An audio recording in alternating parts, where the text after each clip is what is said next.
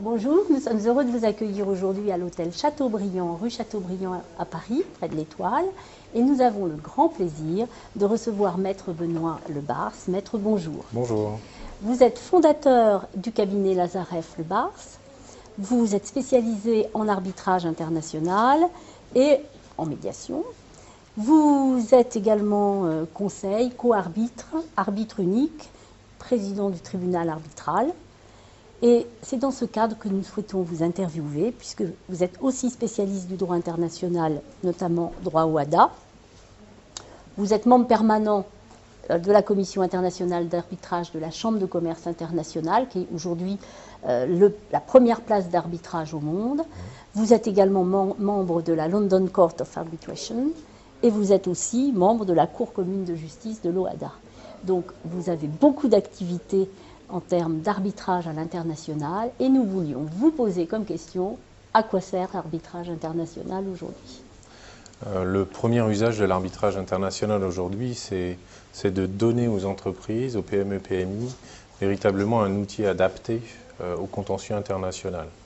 Quand vous êtes dans un environnement international, vous ne pouvez pas aller voir votre juge habituel, le juge domestique, tout simplement parce qu'il n'a pas l'habitude d'appréhender les problématiques d'ordre international.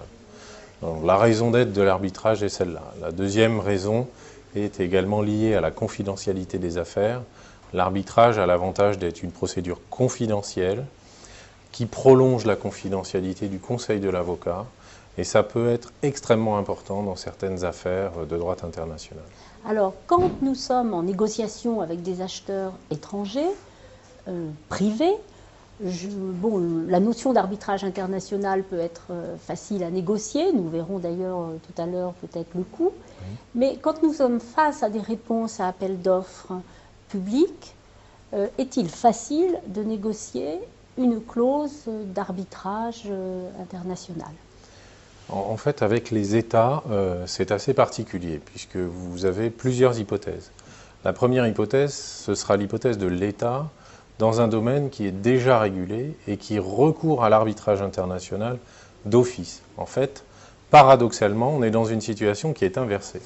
C'est l'arbitrage qui s'applique et non pas la juridiction standard. Par exemple, si vous faites du droit de l'énergie, du droit des télécoms en Afrique ou en Asie, vous avez des codes spécifiques qui contraignent en fait la partie investisseur privé à recourir à l'arbitrage pour régler les litiges. Ce sera par exemple l'arbitrage CIRDI en matière d'investissement, l'arbitrage UNCITRAL, il y a différentes possibilités.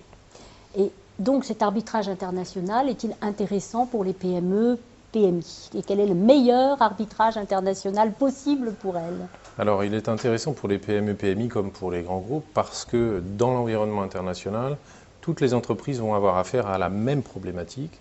C'est le fait que vous allez être confronté à des juges qui n'ont pas l'habitude, comme je le disais tout à l'heure, d'utiliser différentes règles de droit venant de différents pays.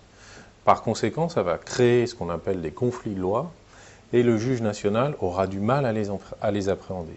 Alors qu'en arbitrage international, justement, c'est une institution qui est dédiée à la résolution des litiges de cet ordre. Ce sont des praticiens qui ont l'habitude de s'occuper de plusieurs systèmes de droit en même temps, et également d'intégrer la pratique des affaires relatives à des domaines particuliers. Par exemple, les contrats modèles en matière bancaire ou des contrats modèles en matière de construction qu'on appelle les contrats physiques. Qui sont nos arbitres internationaux? Alors, nos arbitres internationaux sont différentes catégories de personnes, en fait. Vous pouvez avoir des experts dans des domaines particuliers. Ce sont des ingénieurs, par exemple, qui ont une connaissance technique. Ce sont également des professeurs de droit, dans certaines hypothèses, ou d'autres disciplines. Ce sont d'anciens magistrats qui ont une pratique internationale et parfois une pratique diplomatique également pour leurs États. Et enfin, ce sont des avocats d'affaires, c'est-à-dire des professionnels du droit international qui n'exercent que la fonction d'arbitre en même temps que leur fonction de conseil pour leurs clients à l'international. Donc différents horizons pour différentes pratiques. Mais tous ces professionnels ont une caractéristique commune, c'est qu'ils vont être agréés en général par une institution d'arbitrage qui les considère comme compétents pour régler ces litiges. justement ce que les entreprises cherchent. En anglais, bien sûr. En anglais, bien sûr, et dans bien d'autres langues, en fonction des pays concernés.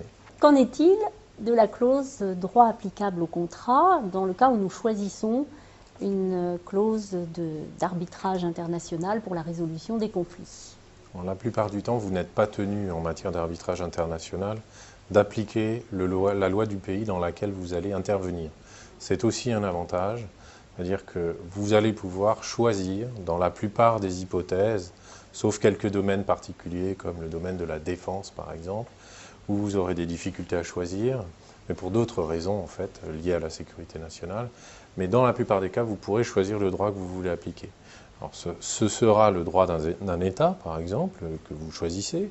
Je ne sais pas, par exemple la France, la Suisse ou un autre pays, en fonction de vos intérêts.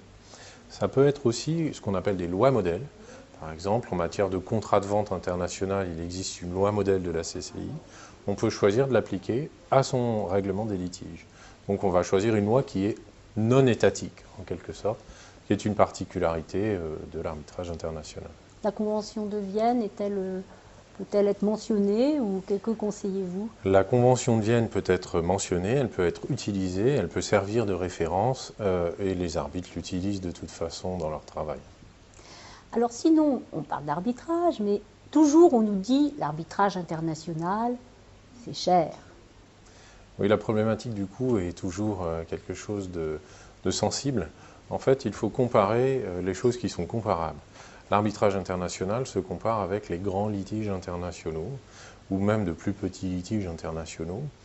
L'exemple est très simple. Vous êtes en France, vous avez un litige au Vietnam par exemple, vous allez devoir prendre un conseil local qui va vous coûter le prix du conseil local, plus votre conseil généralement dans le pays où vous êtes, et toute la procédure que vous ne maîtrisez généralement pas très bien. Donc ça va générer des coûts assez importants, qui vont se retrouver en arbitrage. La différence finalement est assez peu sensible, d'autant plus qu'en arbitrage il n'y aura pas d'appel. Donc lorsque la décision sera rendue, ça s'arrêtera là. Alors que devant une juridiction ordinaire, ça peut durer encore 3, 4, 5, parfois plus On peut d'années. étalonner un peu la dépense en pourcentage de l'affaire ou pas? J'avais à un moment quelques chiffres sur les pourcentages, notamment la Cour d'arbitrage de la Chambre de commerce internationale, sur 3% quand on était sur des litiges de moins de 15 millions d'USD, 1,3% pour des litiges de plus de 15 millions d'USD. Est-ce que vous avez un étalonnage ou pas? Alors c'est plus qu'un étalonnage, en fait c'est un barème.